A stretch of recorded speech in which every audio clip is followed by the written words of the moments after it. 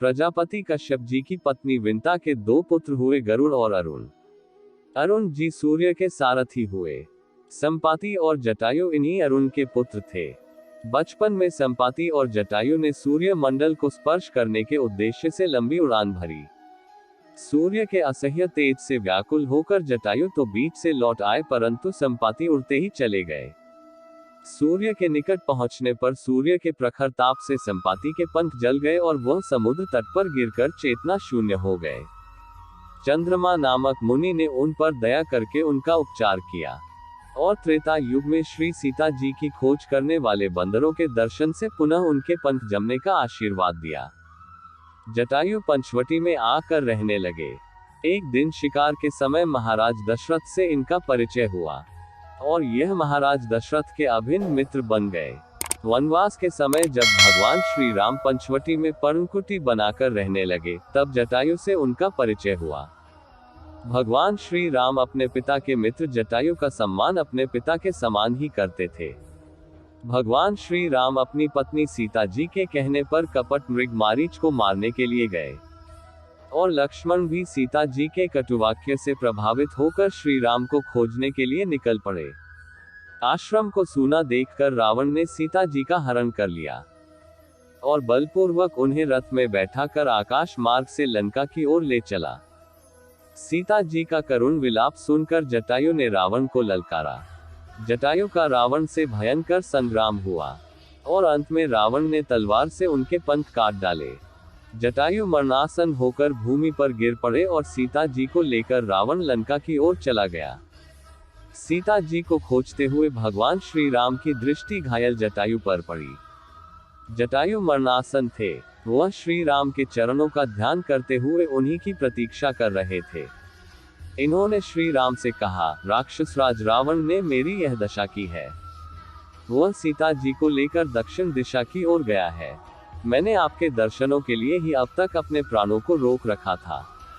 अब मुझे अंतिम विदा दे। भगवान श्री राम के नेत्र भर आए। उन्होंने जटायु से कहा, तात मैं आपके शरीर को अजर अमर तथा स्वस्थ कर देता हूँ।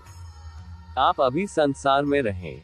जटायु बोले, श्री राम मृत्यु के समय आपका नाम मुख से उच्चरित हो जाने पर अधम प्राणी भी भव बंधन से मुक्त हो जाता है।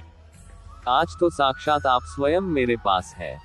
अब मेरे जीवित रहने से कोई लाभ नहीं है। भगवान श्री राम ने पक्षीराज जटायु के शरीर को अपनी गोद में रख लिया।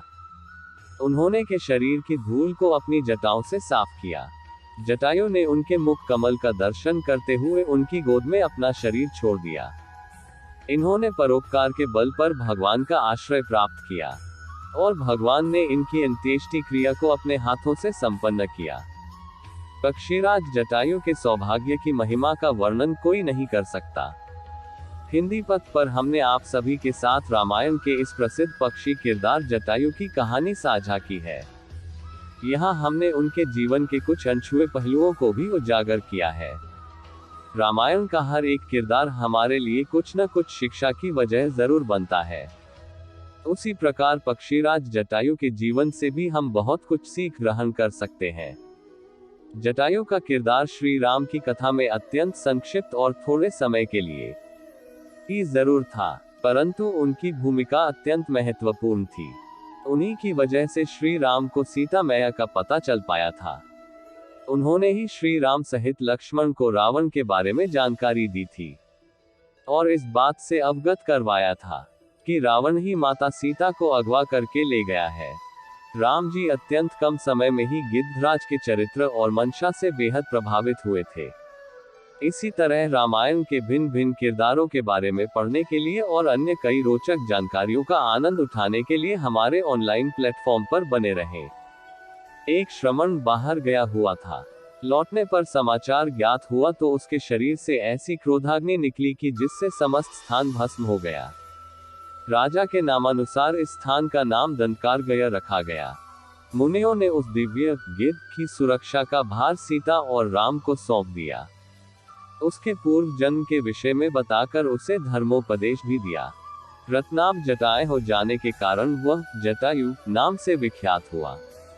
जब जटायु नासिक के पंचवटी में रहते थे, तब एक दिन आखेट के समय महाराज दशरथ से उनकी मुलाकात हुई और तभी से वे और दशरथ मित्र बन गए। वनवास के समय जब भगवान श्री राम पंचवटी में पर्णकुटी बनाकर रहने लगे, तब पहली बार जटायु से उनका परिचय हुआ। भगवान श्री राम अपने पिता के मित्र जटायु का सम्मान अपने पिता के समान ही करते थे। रावण जब सीता जी का हरण कर लेकर गया, तब सीता जी का विलाप सुनकर जटायु ने रावण को रोकने का प्रयास किया, लेकिन अंत में रावण ने तलवार से उनके पंख काट डाले। जटायु मरणासन होकर भूमि पर गिर पड़े और रावण सीता जी को लेकर लंका की ओर चला गया। सीता की खोज करते हुए राम जब रास्ते से गुजर रहे थे, तो उन्हें घायल अवस्था में जटायु मिले। जटायु मरणासन थे। जटायु ने राम को पूरी कहानी सुनाई और यह भी बताया कि रावण किस दिशा में गया है।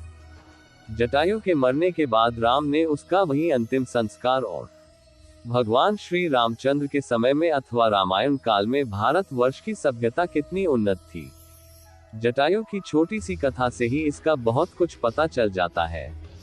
आज के भारतवासियों की अपेक्षा उस समय के भारतवासी कितने उन्नत, तेजस्वी और सभ्य होते होंगे, इसका भी बहुत कुछ अंदाजा लगाया जा सकता है।